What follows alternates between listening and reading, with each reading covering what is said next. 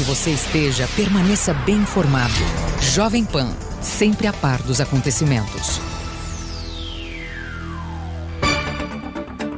Muito bom dia, agora são 7h02, está entrando no ar a edição para todo o sul do Paraná e também Planalto Norte Catarinense do Jornal da Manhã. As principais notícias de hoje, as boas, os municípios de General Carneiro e também Paula Freitas anunciam seus primeiros pacientes curados da Covid-19. As notícias não tão boas assim vêm para o aumento de casos no Planalto Norte Catarinense. 3 Barras e Canoinhas tiveram aumento de casos de Covid-19 ao longo dessa semana. Os pacientes passam bem. Vamos também falar hoje sobre obras que estão acontecendo. Em Porto União, o prefeito Eliseu vai destacar as obras em iluminação em LED que estão sendo trocadas e as lâmpadas antigas serão colocadas nos bairros onde a iluminação é precária. Para Bituruna, o vice-prefeito do município falará sobre o sistema do SAMU, que deve ser implementado muito em breve e que vai melhorar todo o sistema de saúde dos municípios que compõem a região Nansupar. Essas e outras notícias você acompanha agora aqui no Jornal da Manhã da Jovem Pan. Vamos falar do tempo. A quinta-feira será de início de mudanças climáticas para a nossa região. Isso porque uma frente fria está se aproximando. Ainda hoje não devem trazer chuvas, né? O dia ficará, com o passar das horas, aumento de nuvens, mas ainda não chove, segundo o CIMEPAR. Amanhã sim, o sábado será muito chuvoso. E volumes, até ontem aqui anunciava volumes em cerca de 50 milímetros. Hoje o CIMEPAR atualizou para quase 70 milímetros de chuva. Deve chover entre 65 a 70 milímetros a previsão para o dia de amanhã. Então será uma sexta-feira bastante chuvosa e de antemão aqui já deixamos o alerta principalmente para o trânsito, rodovias. Muito tempo sem chuva. E quando começa a chover, é claro, tem barro não, tem areia, tem óleo na pista, isso acaba se tornando muito perigoso. Então, desde já deixamos o alerta para que, nas primeiras horas de chuva, você motorista reduza a velocidade, tanto nas regiões de serra, cito aqui Serra do Leão e Honorato, na 153, quanto também nos demais trechos e curvas das nossas rodovias. Então, reduza a velocidade para evitarmos acidentes. Porque quando passa-se muito tempo sem chuva e esta chuva vem em alto volume, é claro, é bom tomar cuidado. Para hoje, então, ainda a previsão é de temperatura máxima de até 28 graus e a mínima prevista é exatamente a que temos agora, 13 graus de temperatura. Nível do Rio Iguaçu continua com 1,32 m. Vamos de informações, eu começo aqui com 2 notícias boas no Jornal da Manhã. A primeira vem para General Carneiro, onde, segundo a Prefeitura, nesta semana, 2 pacientes foram liberados da quarentena e estão curados da Covid-19. Segundo a Secretaria Municipal de Saúde, a primeira paciente teve apenas sintomas leves, foi tratada em casa mesmo. O segundo paciente, que foi hospitalizado, inclusive tinha sido hospitalizado em estado grave, ele se recuperou bem e também está curado da Covid-19. Então, claro, a gente vai aqui resguardar os nomes, né, dessas pessoas, dessas vítimas da doença, né, mas elas estão bem, estão curadas, já podem retornar às suas atividades então normais. E a outra boa notícia vem para o município de Paula Freitas, que teve 3 casos de Covid-19 e dos 3, ontem foi anunciado que os 2 primeiros estão curados. O secretário da Pasta da Saúde do município de Paula Freitas, Josiel Vassilkowski, fala então desses casos curados e, claro, sobre o acompanhamento das denúncias que foram feitas. Muita gente acabava então ligando na Secretaria de Saúde dizendo que pacientes não estavam respeitando a quarentena, sendo que, ao verificar tais denúncias, nenhuma delas se dizia, então, realmente que esses pacientes estavam fora dos seus domicílios. Todos estavam cumprindo de forma rigorosa e agora a Secretaria anuncia, então, a cura dos seus 2 primeiros pacientes com Covid. Temos a alta de 2 pacientes confirmados do Covid. Tá? Durante esse isolamento, esses pacientes respeitaram todas as orientações da equipe de epidemiologia do município. Tá? A gente recebeu algumas denúncias com relação ao não cumprimento do isolamento. A cada denúncia recebida, a equipe ia em busca dos pacientes para comprovar que o isolamento estava realmente acontecendo. Quero esclarecer que esses pacientes tiveram seus sintomas antes do dia 5 de maio, foram sintomas leves e desde então já seguiram todas as recomendações e isolamentos passados pela equipe. Solicitamos o cuidado de todas as pessoas com relação às denúncias. Todas as denúncias recebidas pela Secretaria de Saúde quanto aos casos que estavam em monitoramento, foi feita a visita através da equipe de epidemiologia juntamente com a vigilância sanitária e houve a comprovação de que esses pacientes que estavam sendo monitorados estavam seguindo rigorosamente o isolamento e as orientações passadas pela equipe. Portanto, reforço que esses 2 pacientes já receberam alta do isolamento, né? O terceiro caso continua monitorado até sábado, dia 23 de maio, e terá sua alta a partir de domingo. Esses 3 pacientes tiveram sintomas leves, nenhum deles teve complicação durante esse período de isolamento e monitoramento. Pessoal, solicitamos também a colaboração de todos em manter os cuidados já informados. O uso da máscara, higienização das mãos, evitar as aglomerações, evitar as reuniões, não é o momento. Vamos lá então, atualizando aqui também os números pela nossa região quanto ao coronavírus. Porto União, dados da Secretaria Municipal de Saúde mostram que são 32 pessoas no chamado monitoramento domiciliar. Outras 206 já foram liberadas deste monitoramento.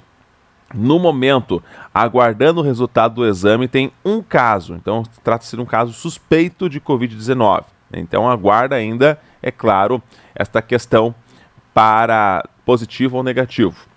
Já foram descartados em Porto União 34 casos, que deu negativo, e ao todo 4 casos de Covid-19, os 4 já curados. União da Vitória, no momento, são 19 casos suspeitos, aumentou um pouco o número de casos suspeitos, mas já foram descartados 168 casos.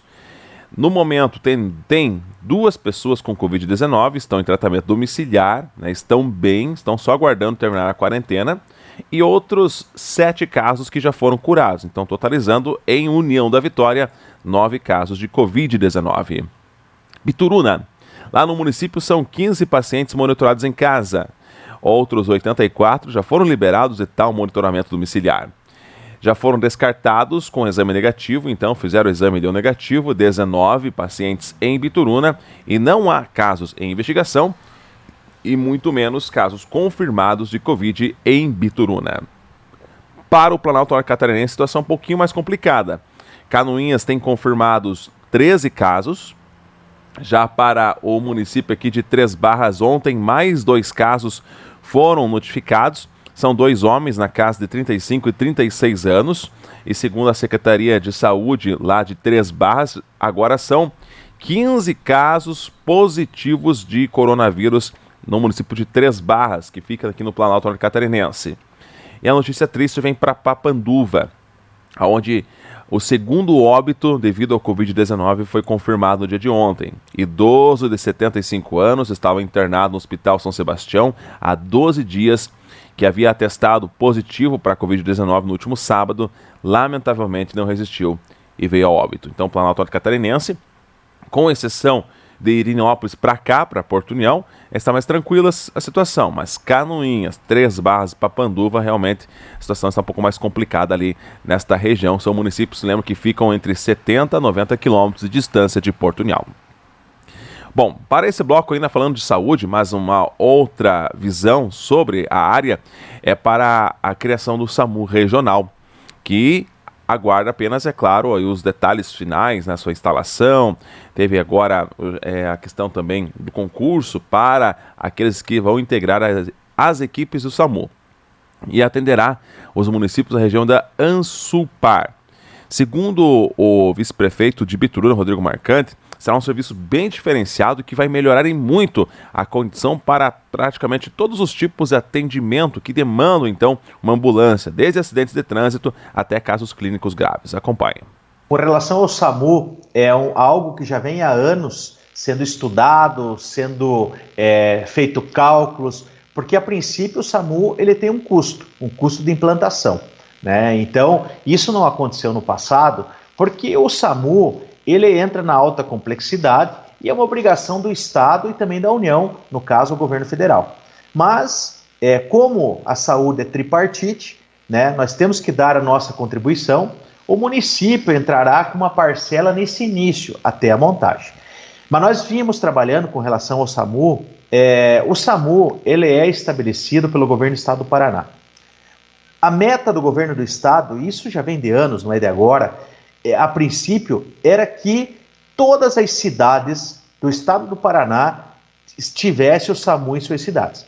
Então é o 192, que é o número. Então aconteceu um acidente, por exemplo, o cara está vindo lá de Ponta Grossa e passa por Bituruna. Aconteceu um acidente, 192 é o SAMU que vai atender aquele acidente. Assim como os acidentes em nossa cidade. Então, a ideia do SAMU é baseado nisso. É algo que é estadual, né? Estadual. O Estado do Paraná, ele ainda, não sei como está agora, professor, mas na época faltava ainda 2 regionais para serem ainda concretizadas a questão do SAMU. O resto, o estado inteiro era atendido com o SAMU. Né? Então, eu acredito que tão logo, né, o nosso secretário Josmar, ele agora que está dando continuidade e trabalhou com a gente esses 3 anos, sabe do andamento do SAMU. Acredito que nos próximos meses estará funcionando o SAMU regional, né, porque é de grande importância para a população. E uma das coisas mais importantes do SAMU é a questão da regulagem da central de leitos. Quem vai fazer isso é o SAMU. Por exemplo, aconteceu um acidente de trânsito, o cara quebrou a perna. O cara é atendido pelo SAMU, ele é estabilizado no nosso hospital e se ele precisar de uma cirurgia, ele será encaminhado já para o hospital certo. Então, muitas vezes acontece essa transferência, o cara vai ali para a União da Vitória, depois tem que transferir para Curitiba. Então, graças a Deus, com o SAMU, uma das vantagens que eu vejo é que a pessoa estará no lugar certo, na hora certa. Agora 7h14, um breve intervalo, já eu trago informações aqui para Porto União e também, é claro, as ações do governo de Santa Catarina voltadas ao homem do campo. Afinal, o agricultor não parou mediante essa pandemia. Agora 7h17, para o município de Porto União, já na área central foram substituídas as lâmpadas por LED, que além de ser mais eficientes, melhora, claro, deixa a cidade até mais bonita, né? São mais iluminadas do que as antigas, são mais econômicas. E essas lâmpadas que estavam na área central vão para os bairros, principalmente naquelas ruas mais escuras. Outro assunto para Porto União, embora ainda não tenhamos o transporte público, mas depois de muitos anos foi feita uma licitação e a empresa vencedora é a TCI, que já opera em União da Vitória. O prefeito Eliseu Mibach fala sobre esses 2 importantes assuntos. Então gostaria, nesse momento, de falar a todos os amigos ouvintes de algumas obras que estão sendo feitas aqui na nossa cidade. Uma obra importante que vem ao encontro da segurança pública, da segurança dos munícipes de Porto União, é a substituição da iluminação do centro da cidade. Estamos substituindo tudo por LED, porque melhora a segurança, melhora a iluminação e ainda o custo da energia elétrica para o município fica mais barata, fica mais em conta. E quero salientar também que toda essa iluminação que está sendo retirada do centro, que é uma iluminação de vapor de sódio, é uma iluminação mais forte, aos poucos ela será instalada em todos os bairros da nossa cidade para melhorar a iluminação nos bairros. Em algumas regiões nós ainda temos aquelas lâmpadas pequenas que têm uma luminosidade baixa. Então nós vamos melhorar toda a iluminação. Para quem quiser ver como que está ficando o centro da cidade, entra na página do Facebook, na Prefeitura de Porto União, que temos lá uma foto aérea à noite que mostra a substituição das lâmpadas, dá para ver nitidamente como que está ficando o centro da nossa cidade. É um investimento de aproximadamente R$1 milhão, que certamente vai trazer grandes benefícios à população, além de que as luminárias têm 5 anos de garantia. Então é uma obra importantíssima que estamos fazendo e que, com o melhoramento do centro da cidade, com os passeios novos, com os asfaltos novos, a iluminação vem ao encontro de todo esse projeto, juntamente com as flores que estamos plantando, para deixar a nossa cidade bonita, para que todos tenham orgulho de viver aqui em Porto União. Quero falar também do transporte público. Esse transporte público, nós estávamos com problema desde o ano de 2007, sem licitação e sem contrato. Nós conseguimos fazer essa licitação diante de tanta dificuldade, outros prefeitos tentaram fazer essa licitação, não conseguiram. Nós também fizemos 2 vezes, não foi concluída, mas agora, graças a Deus, deu certo.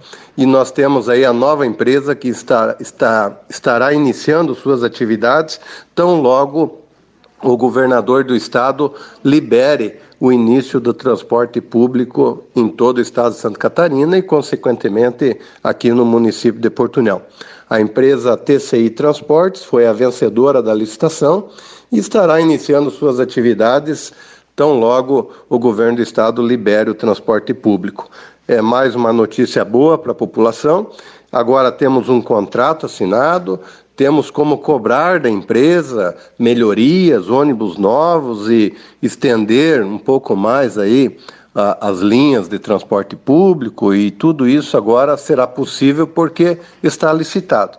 Então, mais uma obra concluída, mais um importante feito.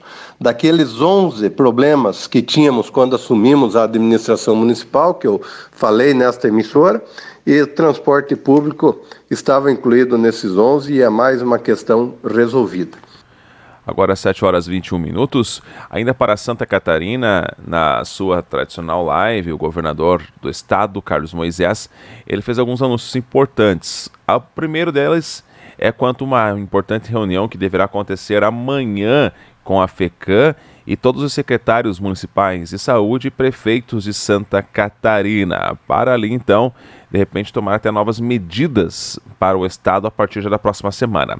O segundo assunto, o governador anuncia então a volta das cirurgias eletivas e ainda as ações que o governo do estado está tomando para auxiliar o agricultor. Afinal, a agricultura não pode parar, é de lá que vem a nossa alimentação. Com isso, o Estado fez anúncios importantes também para esta área da agricultura. Acompanhe um trecho, então, desta entrevista. Programamos que na sexta-feira teremos um encontro com os secretários municipais de saúde dos 296 gestores do Executivo, tanto do governo estadual quanto dos 295 municipais, junto com os prefeitos, aqueles que puderem, para que a gente apresente para os prefeitos e seus gestores na área da saúde a ferramenta, a forma como nós vamos trabalhar indicadores e nos deem notícia de que em determinada região é possível determinadas atividades ou é possível suspender determinadas atividades. Então, na sexta-feira, às 10 horas da manhã, está programado, e eu peço que todos aqueles que trabalham em saúde, especialmente saúde pública, nos municípios catarinenses estejam presentes representando seus prefeitos. Os prefeitos que puderem nos acompanhar, terá um prazer tê-los ali. Eu devo fazer a abertura da reunião e na sequência, toda a equipe aqui do governo de Santa Catarina, que trabalha na área da saúde, da vigilância epidemiológica, enfim, toda a equipe que está trabalhando com o doutor André Mota, passarão, juntamente com o secretário também de administração, o secretário Tasca, a explicar um pouco dessa ferramenta que ficará à disposição dos prefeitos e seus gestores de saúde, as autoridades sanitárias locais, para que eles possam, então, tomar decisões a partir de um protocolo muito bem definido, regrado, baseado em ciência, baseado em dados, e também eles terão acesso a uma abertura de dados muito importante para que compreendam da onde vem a tomada de decisão, compreendam o porquê do seu município estar nessa ou naquela situação, uma série de fatores que contribuíram para que se chegasse até aquele determinado ponto de contágio e a forma também de evoluir na doença, a forma de controlá-la. Isso tudo será discutido na sexta-feira, provavelmente avançando para o final de semana, para que na semana que vem a gente consiga então ter essa ferramenta rodando e aí até mesmo uma exposição pública desse material, enfim, o acesso às pessoas, aos estudiosos, aos pesquisadores, para que a gente possa avançar. Uma novidade também que teremos para anunciar hoje é o regramento, o retorno das cirurgias eletivas e também das consultas eletivas para hoje. É uma portaria que será editada e hoje eu quero render uma homenagem a todos os agricultores, o agricultor familiar, todos que produzem a pesca artesanal, todos aqueles que trabalham, o maricultor. E hoje nós trouxemos aqui, para comentar um pouco sobre essas ações do Governo do Estado na área da agricultura, pesca e derivados, o secretário, então, adjunto da pasta, para que ele possa fazer alguns anúncios. Nós estamos com algumas linhas de crédito de apoio ao produtor rural, de apoio àquele que produz, ao pescador, enfim, uma série de anúncios positivos que a gente quer externalizar para que as pessoas saibam que esses recursos estão disponíveis, alguns deles o governo, inclusive, cobrindo juros, né, de mercado. E eu gostaria, então, que o Mioto falasse para a gente aí um pouquinho dessas novidades.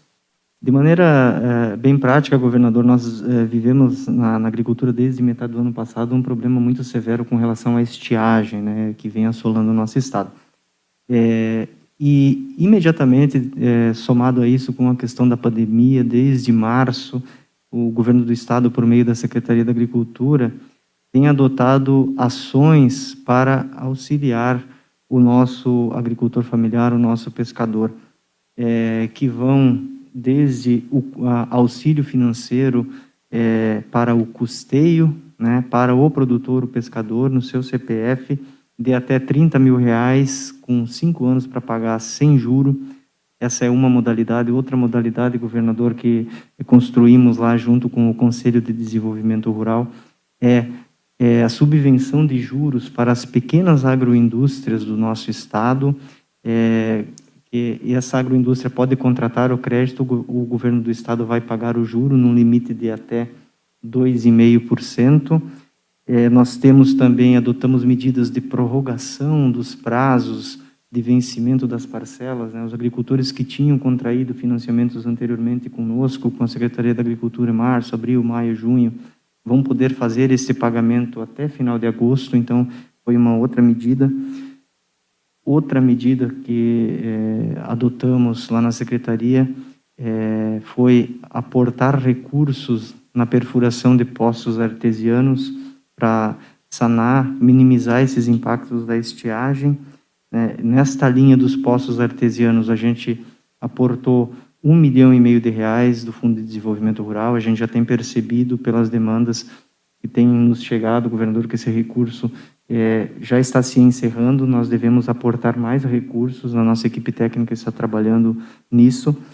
Na linha de financiamento do CPF, do produtor e do pescador, a gente também aportou R$1,5 milhão do Fundo de Desenvolvimento Rural. Este mesmo valor, R$1,5 milhão para a subvenção de juros das pequenas agroindústrias. E uma grande inovação, governador, que construímos junto com assistência social, é o programa de aquisição de alimentos aqui do nosso estado, onde o governo, por meio da secretaria, vai aportar R$2 milhões, e isso vai funcionar de que maneira? A Secretaria da Agricultura vai conveniar com municípios e repassar num limite de até R$30 mil para o município, para que este faça aquisição de alimentos da agricultura familiar para distribuir para merenda escolar, para hospitais lá no município. Quais são os municípios que podem aderir a essa modalidade? Aqueles municípios com um índice de desenvolvimento humano abaixo de 0,7% e que tenham sua economia baseada no agronegócio. Importante também destacar que todas essas linhas de financiamento que eu citei aqui, governador, elas são políticas públicas do governo do estado, da Secretaria da Agricultura, que são operadas pela IPAGRE. Então, o nosso agricultor que tiver interesse em contratar essas políticas, procure a IPAGRE do seu município, e lá você vai obter mais informações e vai poder encaminhar o projeto técnico. E uma outra boa notícia, governador, que temos que colocar hoje aqui da agricultura, são os números que temos da exportação aqui do nosso estado. Nós tivemos nesse primeiro quadrimestre, comparado com o ano passado, um volume de exportação na faixa de 2,6 bilhões de dólares, e desse total, 70% vem do agronegócio.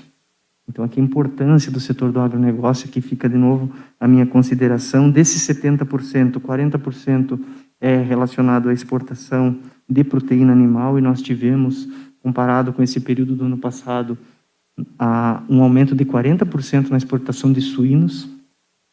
15% desse valor é relacionado à produção de vegetais, produção vegetal, e aqui um aumento de 50% no volume de exportação de soja, né, principal destino para a China. E tivemos também, que compõem essa parcela de 70%, 16% são de produtos de origem florestal. Então, a diversificação do agronegócio aqui do nosso estado. E, por último, governador, estamos também de aniversário, um aniversário simbólico. No mês de maio, nesse mês de maio, completa 13 anos da obtenção do nosso certificado de zona livre de febre aftosa sem vacinação, que nos permite aumentar cada vez mais esses números na exportação, atingindo mercados internacionais qualificadíssimos em função da nossa condição sanitária, e também 5 anos de que somos livres de peste suína clássica, outro certificado fundamental, e muito do trabalho lá da Secretaria da Agricultura feito pela SIDASC, relacionado à sanidade, é para a manutenção desses status, para manter e viabilizar cada vez mais a nossa produção e a nossa exportação aqui do agronegócio. Agora são 7h31, já depois do intervalo, o professor André vem aí com o Conexão Digital. Jovem Pan. Agora, no Jornal da Manhã Jovem Pan, Conexão Digital. Conexão Digital. Notícias do mundo digital com o professor André da Uniguaçu. Bom dia a você, rádio ouvinte da Jovem Pan.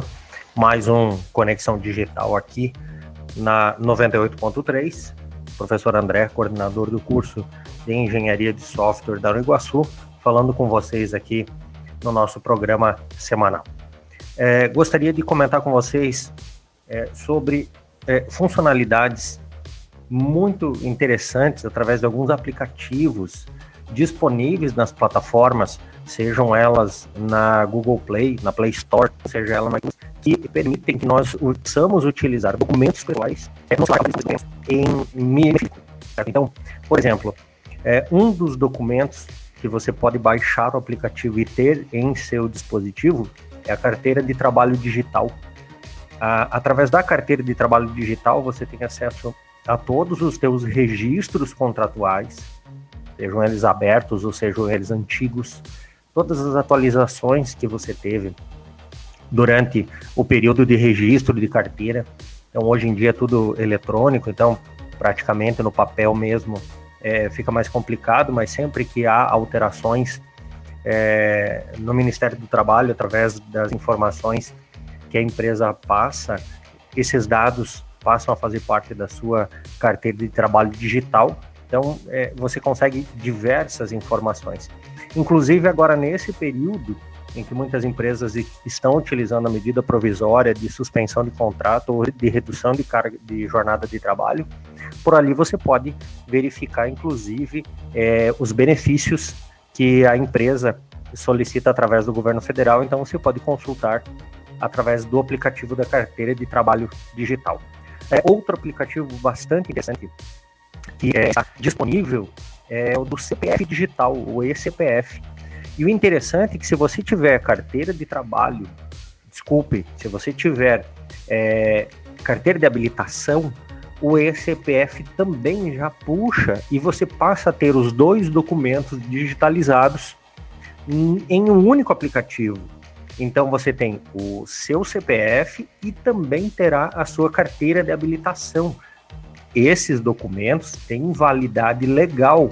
Então, se você não estiver com os documentos oficiais em mãos e estiver com o seu celular, esses documentos têm validade em qualquer área do território nacional.